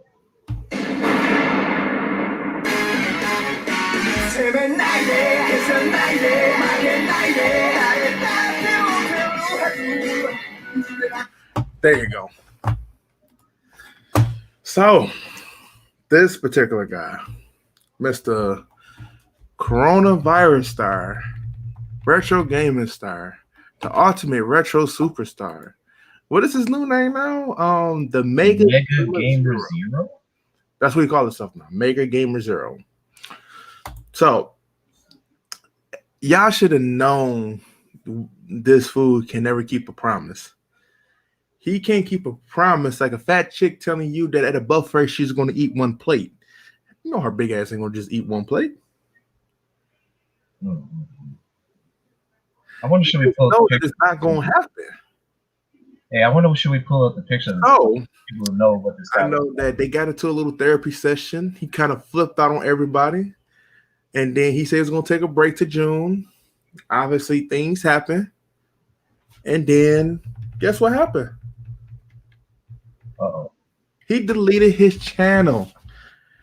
And then guess what he did right afterwards? He created another one. Why? The question is why? Why are you going to recreate a channel days later and you want your channel to be about fun? We will never know why, people. He just did it. He just did it out the blue. Like, no, like, and the bad thing about it is that this is the thing. I'm all about people like taking the necessary time to recover from any type of tragedies in your life. And if you have a loved one, something happens to them, and you take a time out to try to sort out your mind, the situation and stuff, that's very understandable. You have my full support for that. That full support. So I definitely understand that. If you need to, but the way that this guy goes about it sickens me, because every time he in a situation, he uses the fact that something happened and the reason why he's lashing out. Like he said this time, I think he said something about that his grandfather died. Bro, you just don't go around saying that because you're in a situation. Like saying somebody important to you die like that. And when it actually happens, nobody's going to believe you. I know you read the story or at least heard of the story about, the boy who cried wolf, right? If you haven't, I think you need to go read that book. It's not hard. You'll be able to read it, every single word. I know sometimes I have pronunciation problems myself, but guess what? You use a whole nother problem. Use a whole nother problem. I don't even think he's heard the story of Pinocchio. I don't think he read it either because, man, whew, but for some reason he finds his way back. Now, just to take you back even further, I remember VGL went live and he had Retro in his particular StreamYard, trying to talk to him. Now, a few of us got in there, expressed our feelings about the situation. He had some of his white knights come in there and defend him, saying that, hey, look, maybe he didn't mean it like that. They kind of try to soften up the situation because it just wasn't looking good for Guy. It just AKA, stop talking about my gay lover because we love the fact that he's a complete imbecile and dumbass. So could you please be nice to him so that we can keep this bullshit going? Yeah, that's translation. Right. So now toward the end of this, he was told that we just didn't want to fuck with him. And at this point, I unsubbed, stepped away. JJ, blocked, stepped away. The names could go on, but I'm not going to talk about anybody outside of us as we in the podcast. But now he finds his way back.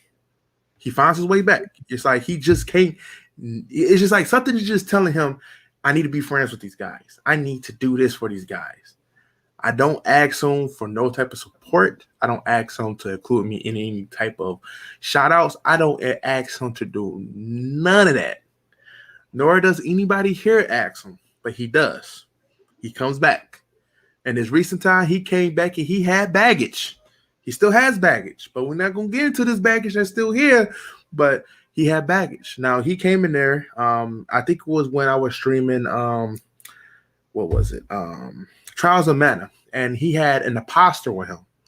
Now, he kept on jumping, off, saying that, hey, I can't deal with the imposter. Is it one of you guys? Even made his way to JJ stream. And it's like, at this point, we just don't want it no more, man. Like, I don't know. Like, I felt like when I first gave you a chance, I seriously gave you a chance to try. I even gave you advice.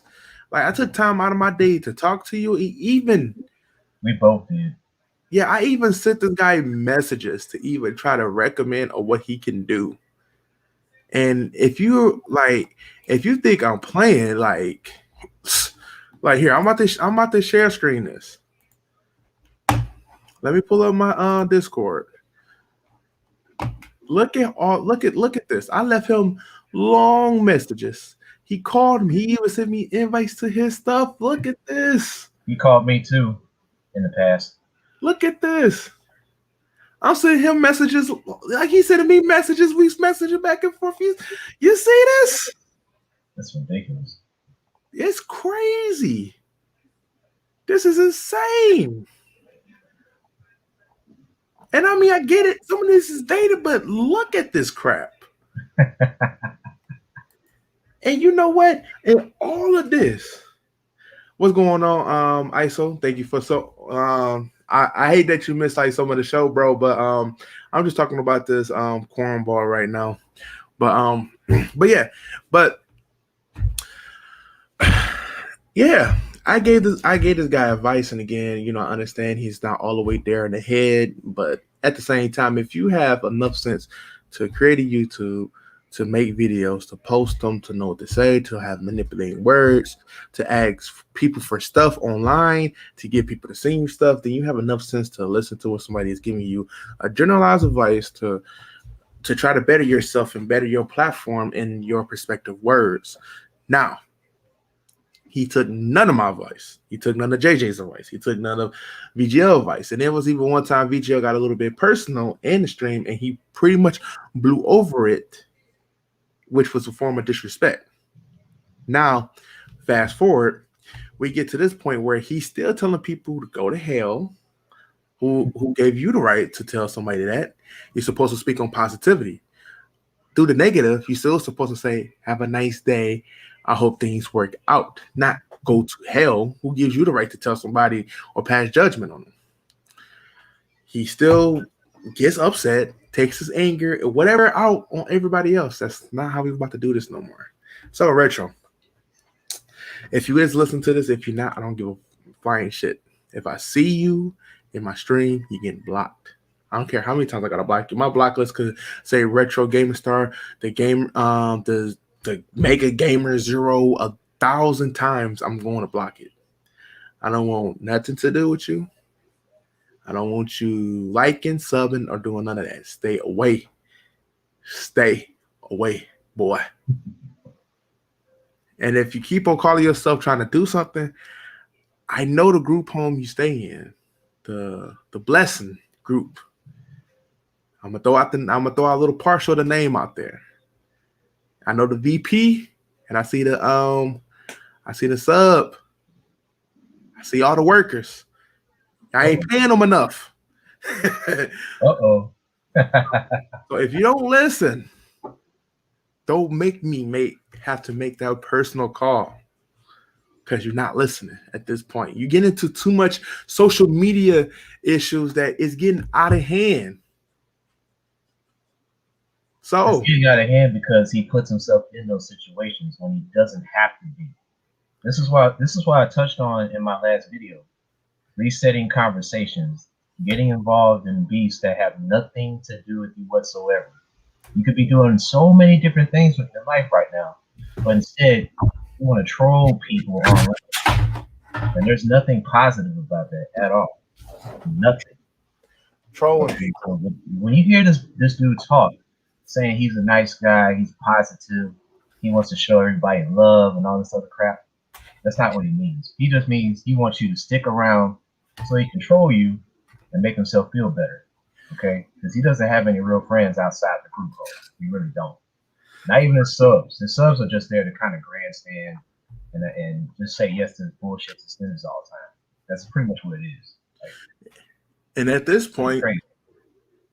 point, his white knights even disown him now. He's not loved by nobody at this point. And I mean, I hate to put it into that perspective, but it's like, bro, at this point, live your own life and do your content separate from ours.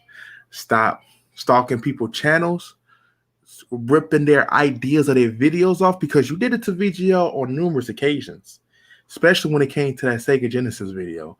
He has an obsession with VGL, man. He even said he wanted to see him at the Southeast Game Exchange Awards. He actually wanted to see him. He wanted to see him and give him a big hug. Yeah, he wants to give him a hug. Like that sounds too personal right there, yo. Like, seriously, like, you're creeping people out when you talk like that. Big time. Big time, bro. And it's like, at this point, I mean, I'm just going to have to be very directive with this. Like, again, you know, we don't want nothing to do with you. Stay away. Don't find yourself creeping back in here.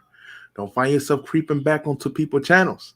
Because I got a chance to take a little bit of a preview to your new channel and see some of the people you sub to that wants nothing to do with you.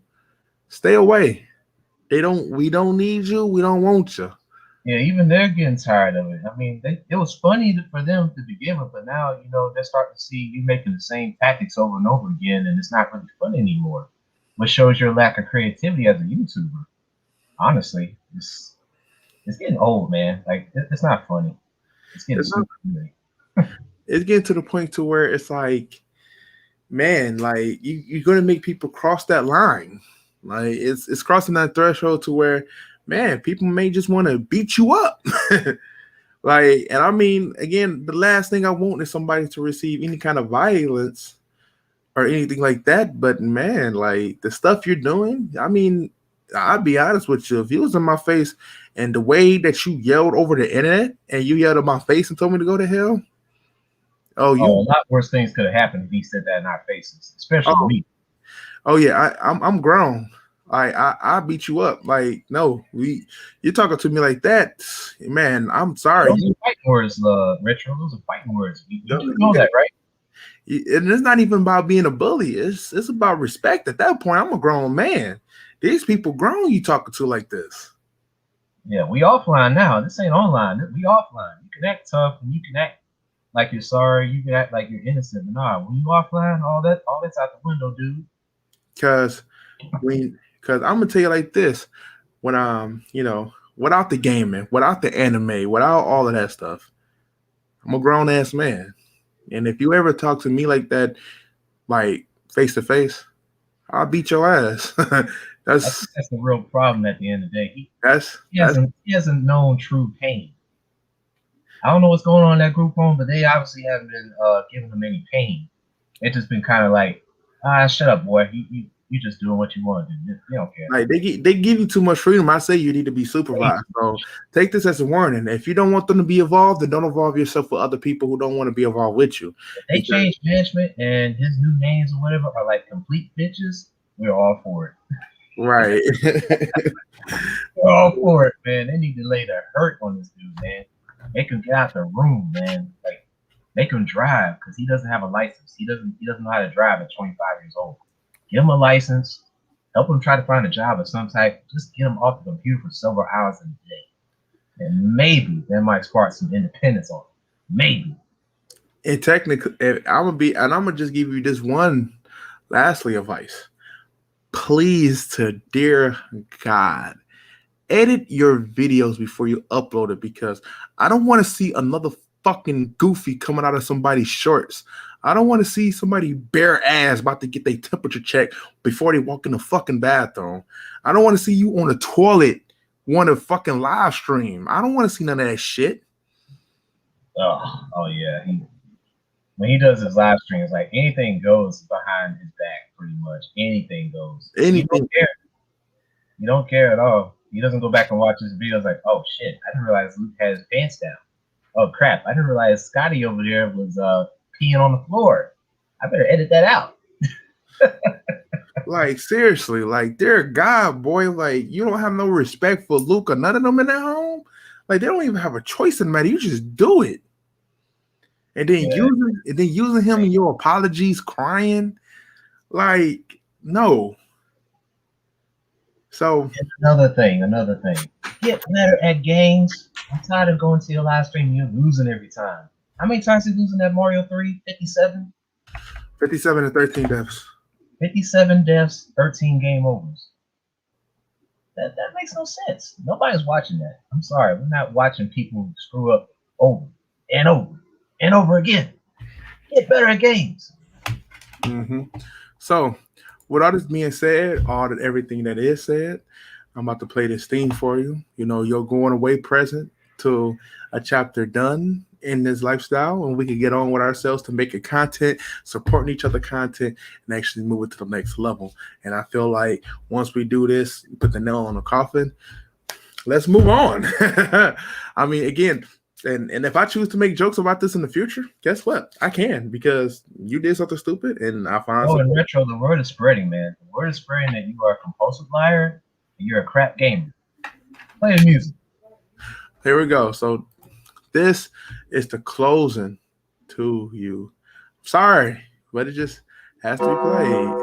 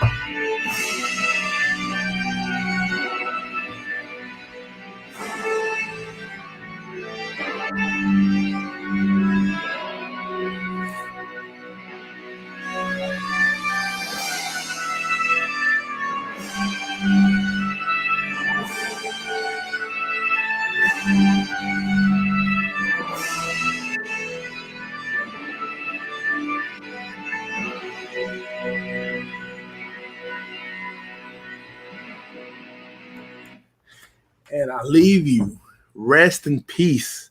Like the shit that I have to scrape off the bottom of my shoe on the side of the curb. You're done. Benito. Goodbye. It's over. Your time is done. So luego. Punto.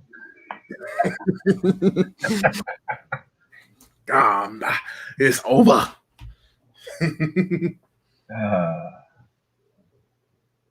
Man, never a chance. Never. Like it's like, man, like it's like, you know, you try to. It's like you give him a bone, and you like he tries to bury it and ask for another one. Like you think I didn't see you right there? Like no. So I don't even salute you. You don't even get a farewell. You just get the music and just move on.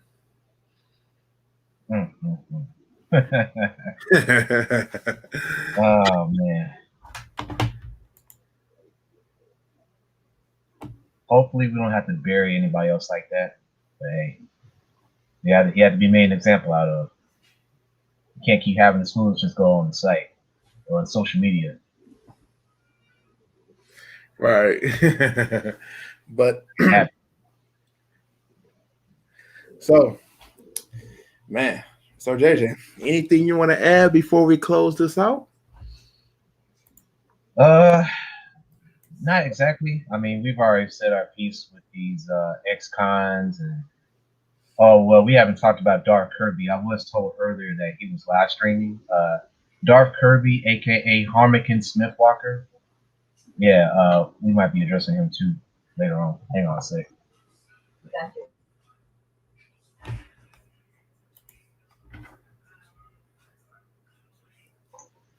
My bad. But yeah, I know he was live streaming earlier. We didn't get to see it because we were live streaming. But other than that, guys, just notify us if there's any bull crap going on. And if we look into it, we may address it. But other than that, you know, I got my JJ Starwind Corner episodes. I've been doing those on the fly on my channel. And they've been pretty popular for the most part. But yeah. Story time. I forgot about story time. I might actually do that too. Because he's got a fan fiction page, Dark Kirby does. And you might actually do a story time on the corner episode. That's going to be some funny shit right there. But I got a topics on the way. Just know that, guys. It's coming.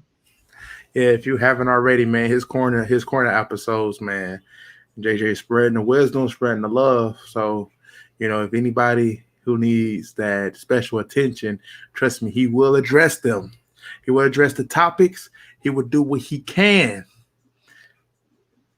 Yeah, we're gonna have to look into his little fan fiction collection because it's pretty cringe and it's very weird, like he is. So, right. Man, right. Yeah, I had to and put on the Discord. Put down his name, his fan fiction name. I think I still have it on my history, but I gotta find out like for sure. So yeah, do that for me if you can. One of you guys, Keybane or Savage. Yeah, I will definitely look into the stories, and I might do a little story time myself. All right. Well, so here, so for everybody that was here, Azrael, Jonah, Sigma Jones, thank you, brother, again for jumping in.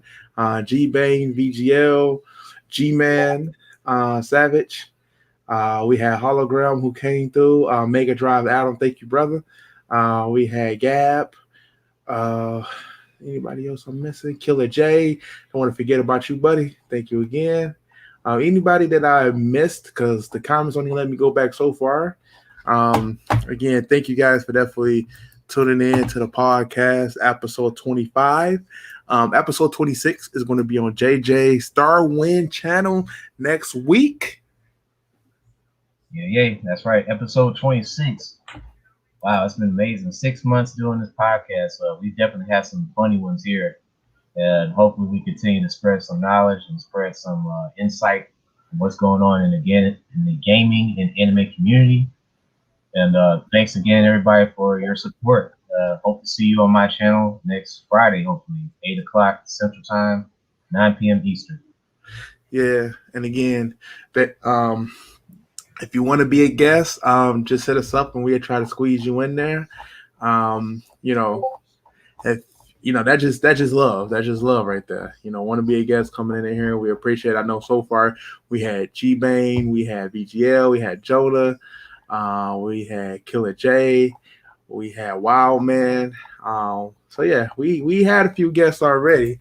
So though, if you want to jump on the platform with us, we don't mind. We'll just keep you updated with the articles we come across that we best want to talk for the show. Then we'll get started. All right, guys. Well, we going overtime here tonight, dealing with the nonsense out here in the YouTube space. So yeah, with that, we're gonna go ahead and take our leave. So thank you everybody for coming in, and sure to see us next week for episode 26. All right, peace, y'all. Later.